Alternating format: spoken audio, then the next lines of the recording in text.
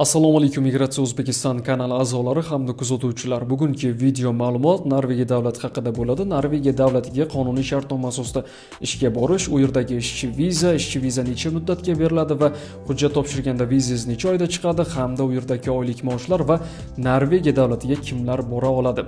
Hozirgi kunda kuni kecha Migratsiya O'zbekiston rasmiy Telegram kanalimizda Norvegiya bo'yicha vakansiya joylagan edik. Mana shu vakansiyada aytilib o'tiladiki, Norvegiya davlati tomonidan ish beruvchilar tomonidan qo'yilgan talablar mavjud. Mana shu talabga javob bersangiz, siz bemalol Norvegiya davlatiga qonuniy shartnoma asosida 3,5 ming dollardan 4,5 ming dollargacha bo'lgan oylik maoshda u yerdagi ish o'rinlarida ishlashingiz mumkin bo'ladi.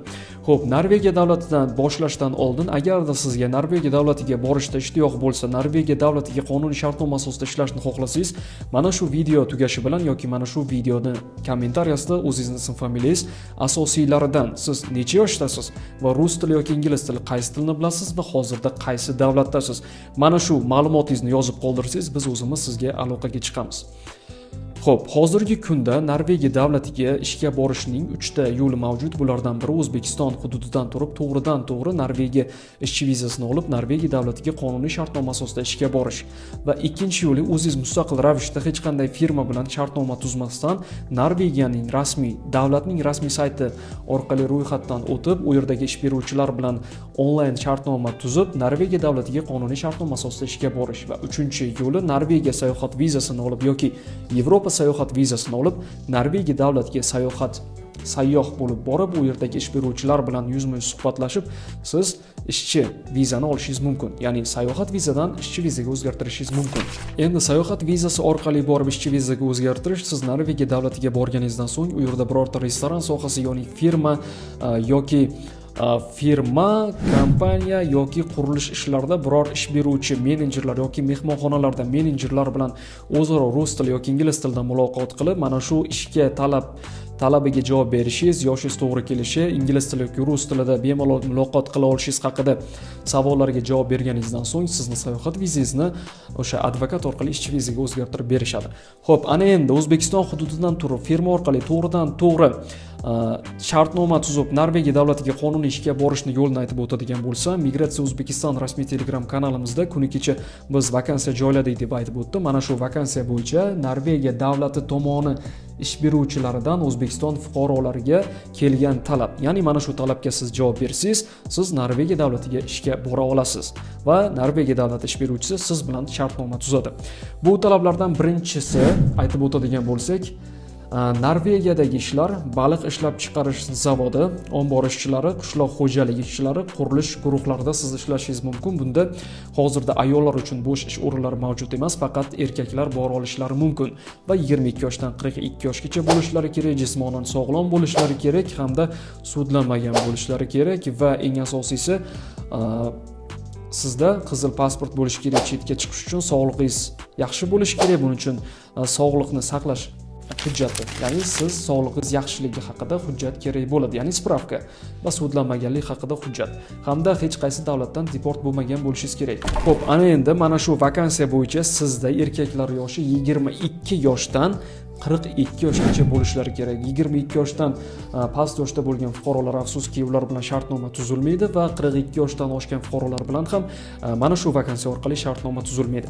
Xo'p, sizni yoshingiz 45 yoshdan oshgan yoki 25 yoshdan past bo'ladigan bo'lsa, o'zingiz Norvegiyaning rasmiy saytiga kirib, u yerda rus tili yoki ingliz tilini bilsangiz, talablarga javob bergan holda Norvegiya ish beruvchilari bilan shartnoma tuzib, o'zingiz mustaqil ravishda Norvegiya davlatiga qonuniy shartnoma asosida ishga borishingiz mumkin bo'ladi. Biz buning uchun sizga Norvegiyaning rasmiy saytini yuborib qo'yamiz. Kanalimiz Migratsiya O'zbekiston rasmiy Telegram kanalimizga obuna bo'lganingizda biz Norvegiya rasmiy saytini joylaymiz. Mana shu saytga kirib, bemalol rus tilini bilsangiz, rus tilida o'zingizni ma'lumotlaringizni to'ldirib chiqsangiz, Norvegiya davlat ish beruvchilari sizlar bilan aloqaga chiqishadi. Albatta, bu ham ingliz tili yoki rus tilini biladigan O'zbekiston yoki O'rta Osiyo fuqarolari uchun qo'l keladigan ishchi viza.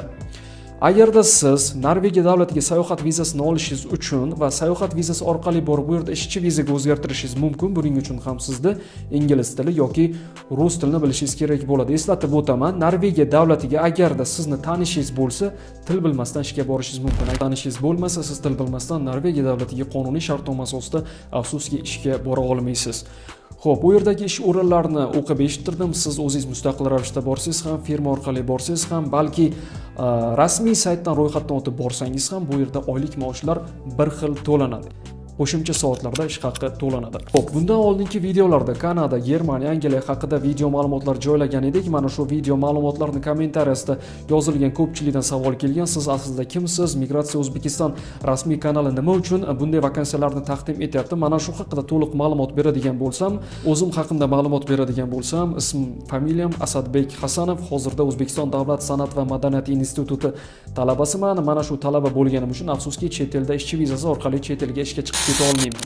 Xo'p, mana shu o'qishim tugashi bo'yicha magistratura yo'nalishi bo'yicha albatta chet el davlatida o'qishimni davom ettiraman. Endi esa Migratsiya O'zbekiston rasmiy Telegram kanaliga keladigan bo'lsak, bu kanalda O'zbekiston tashqi mehnat migratsiyasidan keladigan bo'sh ish o'rin vakansiyalar, O'zbekiston migratsiyasidan e'lon qilinadigan e'lonlar hamda O'zbekistonda litsenziyaga ega bo'lgan xususiy bandlik agentliklari tomonidan joylab boriladigan, ya'ni e'lon qilinadigan ishchi vakansiyalar haqida bir kunda 5-6 ta vakansiyalarni Migratsiya O'zbekiston rasmiy Telegram kanalimizda joylab boramiz. Migratsiya O'zbekiston Telegram kanalimiz ayni vaqtda davlat nazorati ostida. Bu kanalda hech qanday firibgarlik yoki yolg'on yoki-da litsenziyaga ega bo'lmagan firmalar orqali keladigan vakansiyalarni afsuski biz bu kanalda e'lon qila olmaymiz va qilishga ham haqqimiz yo'q.